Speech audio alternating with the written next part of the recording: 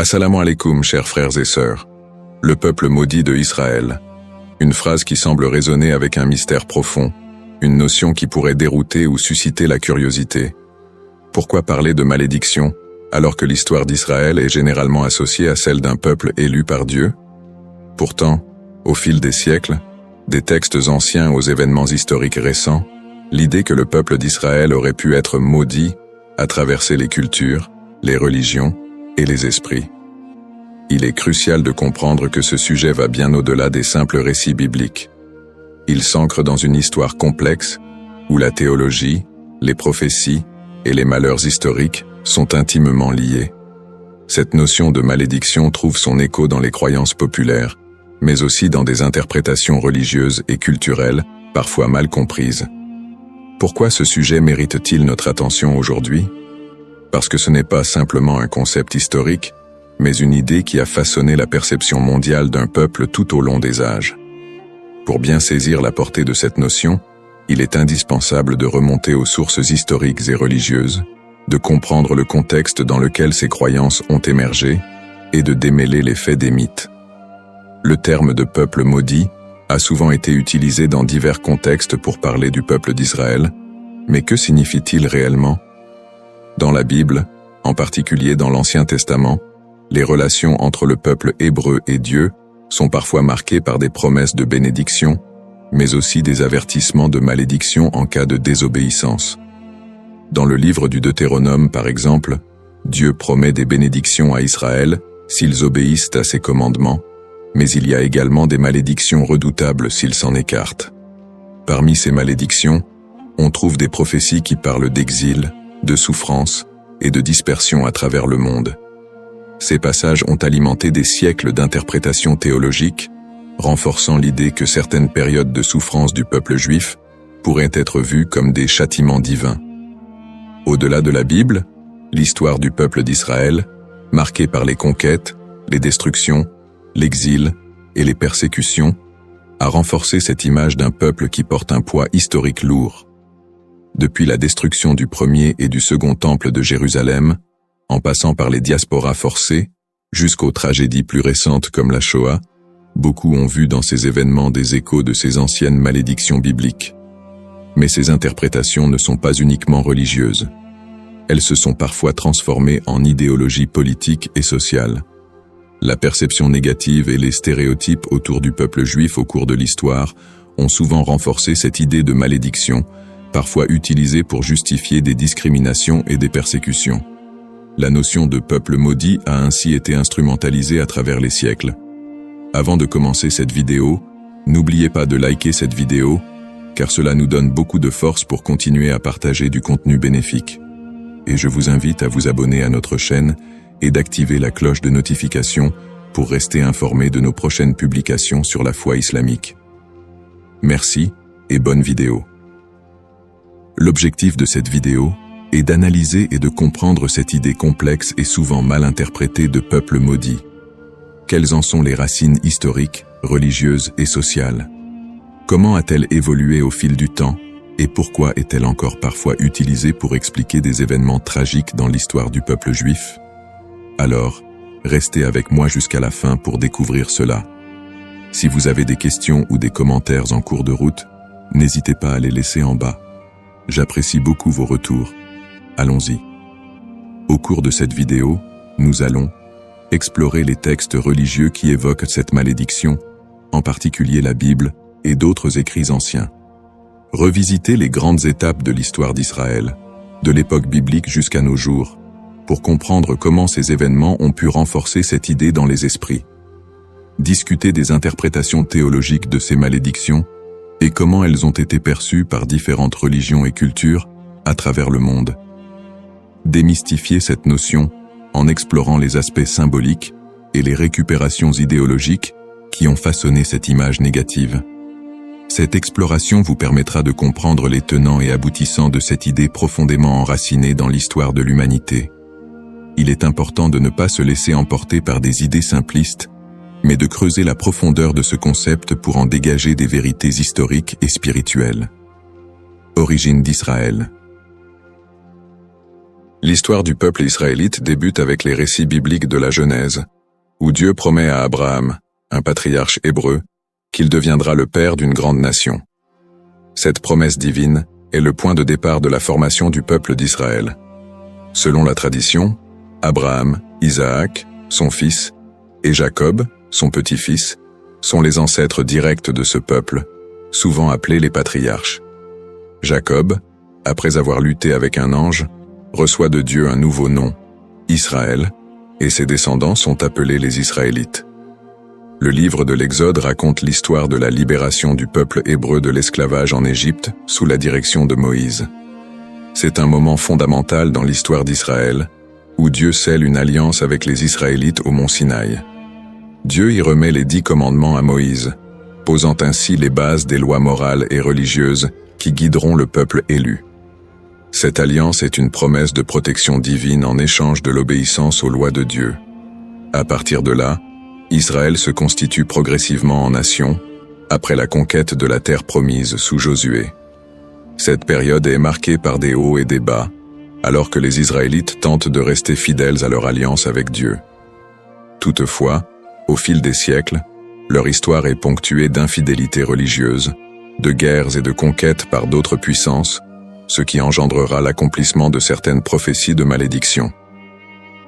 Les prophéties et les malédictions. Dans l'Ancien Testament, en particulier dans le Deutéronome, Dieu fait à Israël des promesses de bénédiction conditionnelles à leur fidélité, mais également des avertissements de malédiction en cas de désobéissance. Le chapitre 28 du Deutéronome est l'un des textes clés qui évoquent les conséquences potentielles de l'infidélité. Dieu promet prospérité et paix si le peuple respecte ses commandements, mais des malédictions terribles en cas de rébellion. Les malédictions incluent des catastrophes naturelles, des défaites militaires, des maladies, et finalement, l'exil et la dispersion parmi les nations étrangères. Parmi les prophètes qui ont développé cette idée de malédiction, Ézéchiel et Jérémie sont 2 figures centrales. Ézéchiel, actif pendant l'exil babylonien, insiste sur le lien entre l'exil du peuple et leur transgression. Il prophétise que la destruction de Jérusalem et l'exil sont des punitions divines pour l'injustice sociale, l'idolâtrie et l'infidélité religieuse du peuple. Toutefois, il apporte aussi un message d'espoir. Après le châtiment, un retour et une restauration sont possibles si le peuple se repent. Jérémie, qui vécut également durant la chute de Jérusalem en 586 avant Jésus-Christ, avertit constamment le peuple des malheurs à venir s'il ne se détourne pas de l'idolâtrie et des injustices. Il prophétise la destruction imminente du temple de Jérusalem et l'exil des Judéens en Babylonie. Dans Jérémie 25, il annonce que cette période d'exil durera 70 ans, après quoi Dieu permettra leur retour. Ces prophéties sont souvent vues comme des annonces de malédiction qui pèsent sur Israël en raison de son infidélité à l'Alliance. Cependant, elles sont également porteuses d'un espoir de rédemption, promettant que si le peuple retourne à Dieu, il retrouvera sa place privilégiée.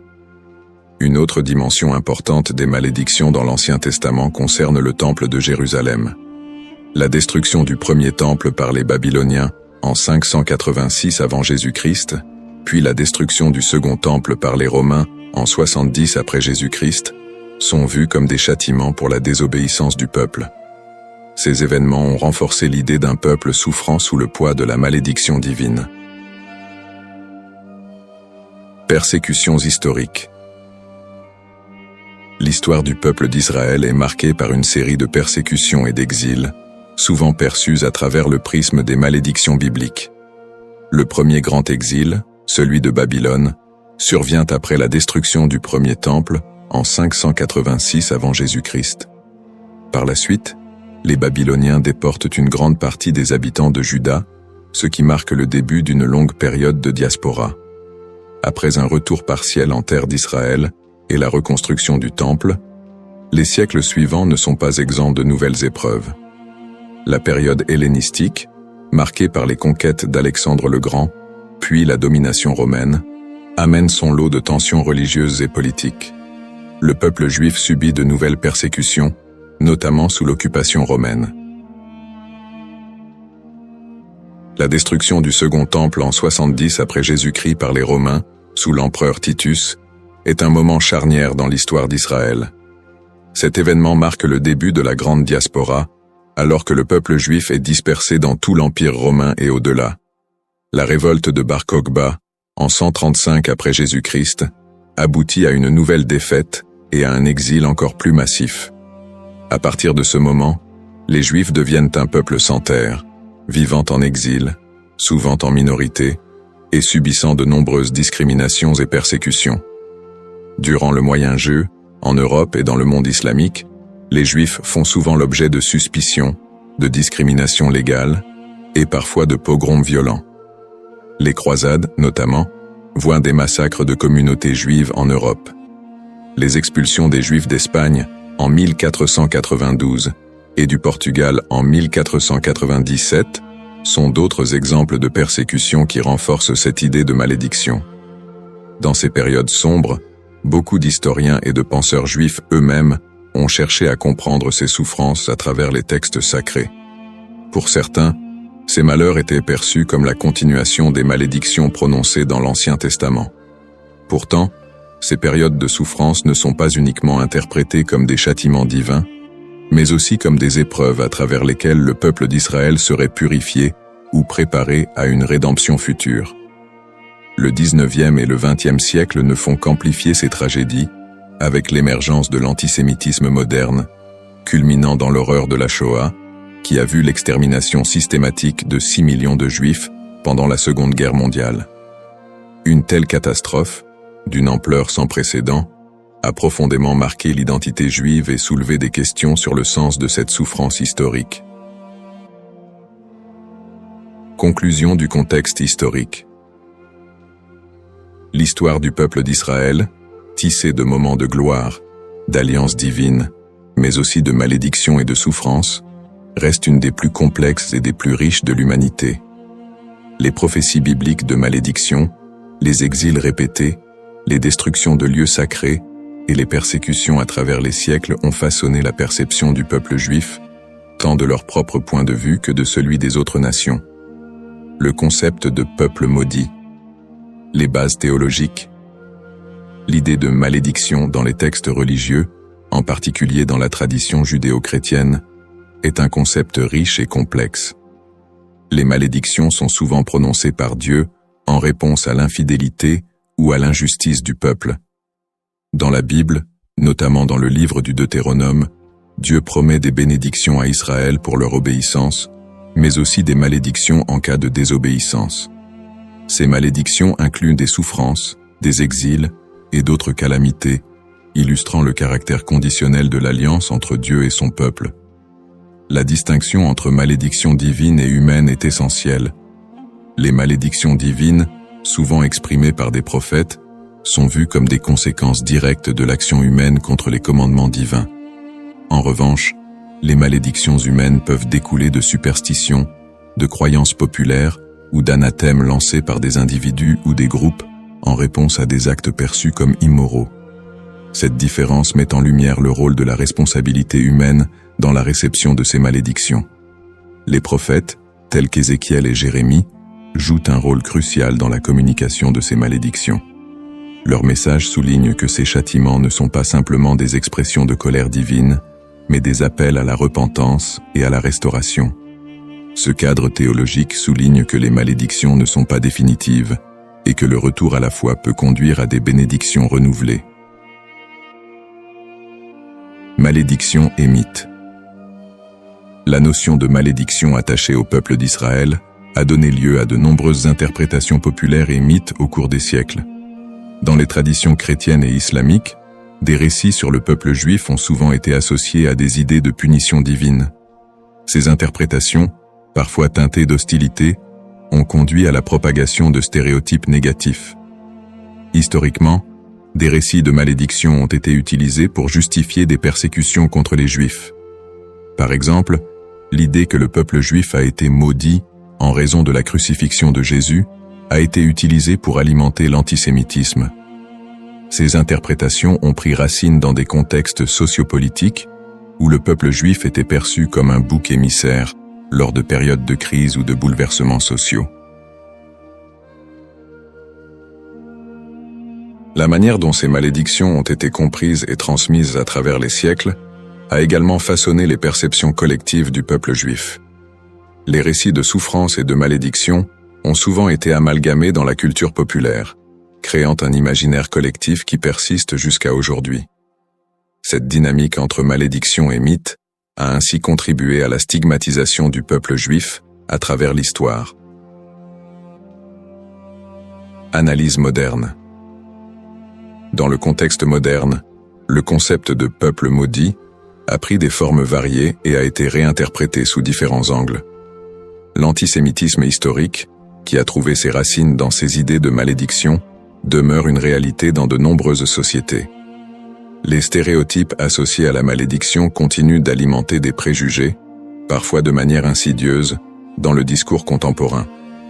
Cependant, avec l'essor des mouvements de droits civiques et des études critiques sur l'antisémitisme, il y a eu une tentative de déconstruire cette notion de malédiction. Des intellectuels et des théologiens contemporains cherchent à recontextualiser les récits bibliques en mettant en avant le message de rédemption et de justice qui les sous-tend. L'idée que les souffrances du peuple juif sont uniquement le résultat de la malédiction divine est de plus en plus contestée, au profit d'une approche qui valorise la résilience et l'identité culturelle du peuple juif. De plus, dans le cadre des dialogues interreligieux, il est crucial de dépasser les interprétations qui associent la souffrance à une malédiction éternelle. Les traditions religieuses sont de plus en plus appelées à collaborer pour combattre les préjugés et promouvoir la compréhension mutuelle. Dans ce contexte, le concept de malédiction est réévalué, non pas comme une fatalité, mais comme une occasion de réflexion sur les injustices sociales et historiques. En somme, le concept de peuple maudit est profondément ancré dans l'histoire religieuse et culturelle. Il invite à une réflexion sur la manière dont les textes sacrés et les croyances ont été interprétés à travers les âges, souvent avec des conséquences tragiques. L'exploration de ce thème permet non seulement de mieux comprendre les défis historiques du peuple juif, mais aussi de s'engager dans un dialogue constructif sur les identités et les histoires partagées dans le monde contemporain. La diaspora et les épreuves du peuple juif vit en diaspora. La diaspora juive, qui a débuté avec l'exil babylonien au VIe siècle avant J.C., a été marquée par une série de défis sans précédent. Une fois dispersé à travers le monde, le peuple juif a dû naviguer dans des environnements souvent hostiles. Les communautés juives ont fait face à des persécutions, à des migrations forcées et à la ghettoisation, qui ont toutes contribué à forger leur identité collective. Dans de nombreux pays, les Juifs étaient considérés comme des étrangers, souvent sujets à la méfiance et à la stigmatisation. Dans l'Europe médiévale, par exemple, ils étaient fréquemment accusés de diverses calamités, comme la peste noire, et ont été victimes de violences antisémites. Les Juifs étaient souvent contraints de vivre dans des quartiers séparés, appelés ghettos, où leur liberté était limitée. Cette ghettoisation a servi à isoler les communautés juives, créant un environnement d'exclusion qui a renforcé les stéréotypes négatifs. Les migrations forcées ont également eu un impact considérable sur la vie juive en diaspora. Des expulsions massives, comme celle des Juifs d'Espagne en 1492, ont conduit à une dispersion rapide vers des régions comme l'Empire ottoman, le nord de l'Afrique et plus tard les Amériques. Ces déplacements ont souvent été motivés par des conditions de vie insupportables et des menaces physiques, mais ils ont également permis aux Juifs de préserver et d'adapter leur culture dans de nouveaux contextes. Malgré ces défis, les communautés juives ont réussi à maintenir leurs traditions et à s'adapter aux réalités locales. Elles ont développé des réseaux de solidarité, créant des institutions éducatives et religieuses pour assurer la transmission de leur héritage culturel et spirituel. Cette résilience face à l'adversité est une caractéristique marquante de l'expérience juive en diaspora. Les pogroms et l'Holocauste. Les pogroms, qui ont commencé en Europe à partir du IXe siècle, illustrent la violence persistante à laquelle les Juifs ont été confrontés. Ces émeutes violentes, souvent encouragées par des autorités locales, ont mené à des massacres, à des pillages et à des destructions de synagogues. Un des pogroms les plus connus est celui de Kitchinev en 1903, qui a entraîné la mort de dizaines de Juifs et laissé des centaines d'autres blessés. Le XXe siècle a vu la tragédie de l'Holocauste, un génocide qui a coûté la vie à 6 millions de Juifs pendant la Seconde Guerre mondiale. Les nazis ont systématiquement exterminé les Juifs européens, mettant en place des camps de concentration et d'extermination. Malgré ces persécutions violentes, de nombreuses histoires de survie émergent, mettant en lumière le courage et la détermination du peuple juif. Des groupes de résistance, des réseaux de sauvetage et des actes de bravoure individuels témoignent de la volonté de maintenir l'humanité et la dignité face à l'inhumanité. L'Holocauste a laissé une empreinte indélébile sur la mémoire collective juive. Les survivants ont dû reconstruire leur vie dans un monde souvent indifférent à leurs souffrances. Cette tragédie a également catalysé des mouvements politiques qui ont conduit à la création de l'État d'Israël en 1948, un point tournant dans l'histoire juive moderne. Lutte pour l'identité et la terre promise. Les épreuves subies par le peuple juif en diaspora ont profondément influencé son identité collective. Face à l'adversité, une identité juive résiliente a émergé, mêlant traditions séculaires, pratiques religieuses et un sentiment d'appartenance à une histoire commune. Cette lutte pour la survie a également renforcé un lien indéfectible avec la terre d'Israël, considérée comme la terre promise dans la tradition juive. Ce lien a été ravivé tout au long de l'histoire, notamment lors des mouvements sionistes du XIXe et du XXe siècle, qui ont cherché à établir un foyer national juif en Palestine. Pour de nombreux juifs, la terre d'Israël représente non seulement un lieu géographique, mais également un symbole de liberté, d'identité et d'unité. Les événements tragiques de l'histoire juive, comme l'Holocauste, ont également renforcé l'urgence de cette quête, suscitant un mouvement pour un retour à la terre d'Israël. En somme, l'expérience de la diaspora a été marquée par des défis extrêmes, mais aussi par une résilience remarquable. Les persécutions, les pogroms et l'Holocauste ont non seulement laissé des cicatrices, mais ont également façonné une identité juive forte, ancrée dans une histoire partagée et un attachement profond à la terre d'Israël. Ce processus de formation de l'identité juive, en réponse aux épreuves, continue de jouer un rôle crucial dans la vie des Juifs du monde entier aujourd'hui. Le retour en Israël et l'État moderne, sionisme et création de l'État d'Israël. Le mouvement sioniste, qui a émergé à la fin du XIXe siècle, constitue un tournant majeur dans l'histoire juive moderne. À cette époque, les Juifs d'Europe étaient confrontés à une montée de l'antisémitisme et à des conditions de vie précaires, notamment en Russie et en Europe de l'Est. Ces difficultés ont suscité un besoin pressant d'un foyer national. Theodor Herzl, considéré comme le père du sionisme politique, a articulé cette aspiration dans son livre L'État juif, 1996, où il propose la création d'un État juif en Palestine comme réponse à l'antisémitisme rampant. Le sionisme a pris plusieurs formes, allant du sionisme politique de Herzl à des visions plus socialistes et culturelles, comme celles de figures comme David Ben-Gourion et Ahad Ha'am. Le premier congrès sioniste a eu lieu à Bâle en 1897, où les participants ont décidé de promouvoir l'établissement d'un foyer national juif en Palestine par des moyens diplomatiques et légaux. À la suite de la déclaration Balfour de 1917, dans laquelle le gouvernement britannique a exprimé son soutien à l'établissement d'un foyer national juif en Palestine, le mouvement sioniste a gagné en légitimité. Cependant, la réalité sur le terrain était complexe. La Palestine était alors habitée par une majorité arabe qui a vu l'immigration juive comme une menace pour ses droits et ses terres. Cette situation a semé les graines des conflits futurs. Après la Seconde Guerre mondiale et l'Holocauste, qui a décimé la population juive d'Europe, le besoin d'un refuge sécurisé a été accentué. En 1947, l'Assemblée générale des Nations unies a voté pour diviser la Palestine en deux États, un juif et un arabe. Les leaders juifs ont accepté le plan, mais les dirigeants arabes l'ont rejeté. Le 14 mai 1948, David Ben-Gourion a proclamé l'indépendance de l'État d'Israël, ce qui a entraîné la première guerre israélo-arabe. En dépit de l'opposition régionale, Israël a réussi à établir un État et à absorber un grand nombre de réfugiés juifs du monde entier, notamment des survivants de l'Holocauste. Conflit moderne. Depuis sa création, l'État d'Israël a été plongé dans une série de conflits régionaux qui ont souvent été alimentés par des tensions ethniques et religieuses. Les guerres avec les pays arabes voisins, notamment les guerres de 1948, 1967 et 1973, ont défini les frontières et les relations diplomatiques de l'État moderne. Les tensions avec les populations palestiniennes ont également été une source constante de conflits, culminant avec les intifadas des années 1980 et 2000, où des soulèvements populaires ont éclaté en réponse à l'occupation israélienne des territoires palestiniens.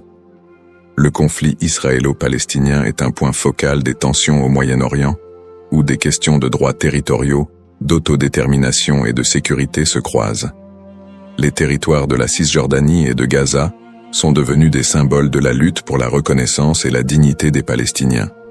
Les colonies israéliennes en Cisjordanie et les conditions de vie à Gaza ont engendré des critiques internationales et des tensions croissantes. Sur le plan religieux, les sites sacrés tels que Jérusalem revêtent une signification particulière pour les Juifs, les chrétiens et les musulmans, exacerbant les conflits. L'accès aux lieux saints est souvent un point de discorde, avec des épisodes de violence autour du mont du Temple et du dôme du Rocher. Peut-on encore parler d'un peuple maudit aujourd'hui? La question de savoir si l'on peut encore parler d'un peuple maudit aujourd'hui mérite d'être examinée sous différents angles. D'une part, le peuple juif a par moments été perçu comme victime d'une malédiction, surtout dans le contexte des souffrances historiques, des persécutions et de l'Holocauste. Cette perception s'est parfois traduite par des stéréotypes négatifs et un antisémitisme durable qui persistent encore dans certaines sociétés contemporaines.